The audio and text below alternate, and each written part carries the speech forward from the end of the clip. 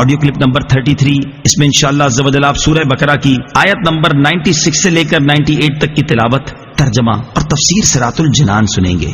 بسم اللہ الرحمن الرحیم.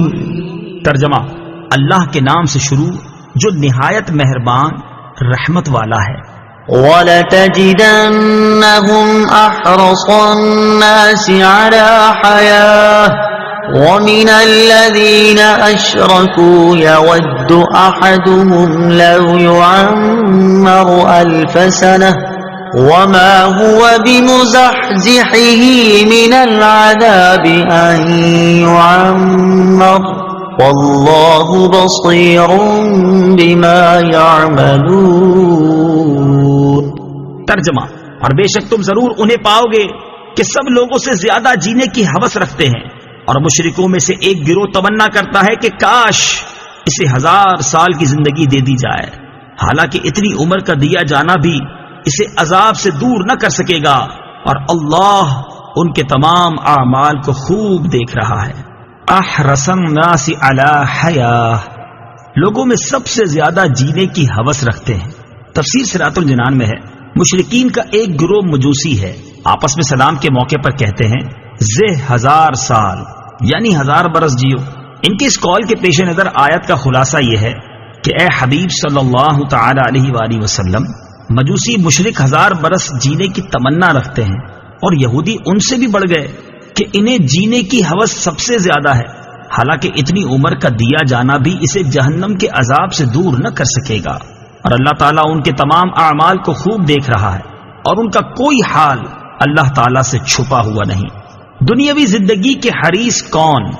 یاد رہے کہ کفار دنیاوی زندگی پر حریص ہوتے ہیں اور موت سے بہت بھاگتے ہیں، جبکہ مومن کی شان یہ ہے کہ وہ اگر زندگی چاہتا ہے تو صرف اس لیے کہ زیادہ نیکیاں کرے، آخرت کا توشہ جمع کرے، اور آخرت کا زاد راہ جمع کرنے کے لیے زندگی چاہنا اچھا ہے کہ یہ زندگی کی ہوس نہیں بلکہ آخرت کی تیاری ہے.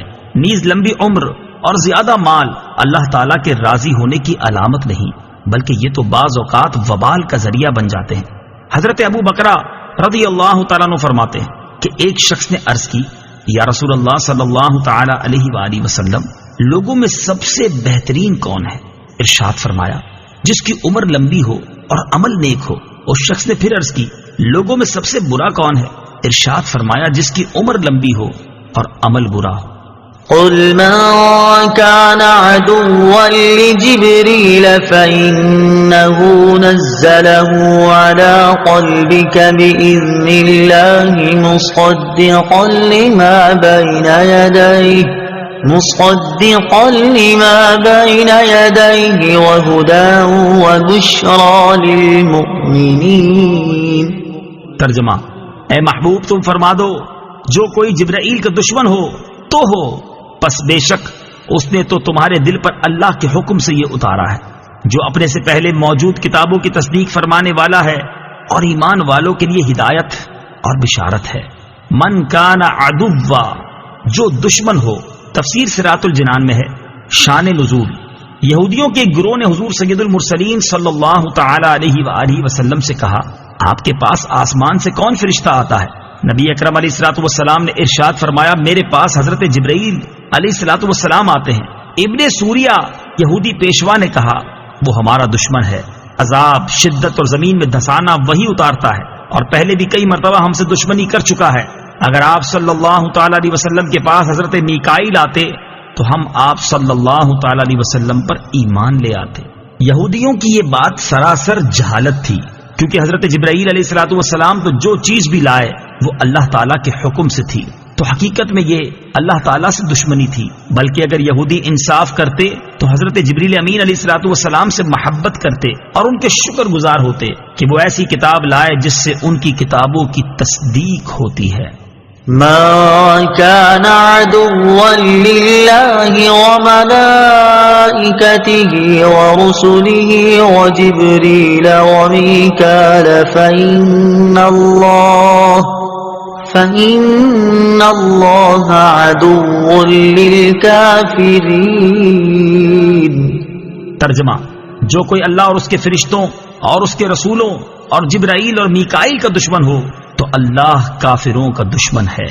من کان عدوا، جو کوئی دشمن ہو. تفسیر صراط الجنان میں ہے.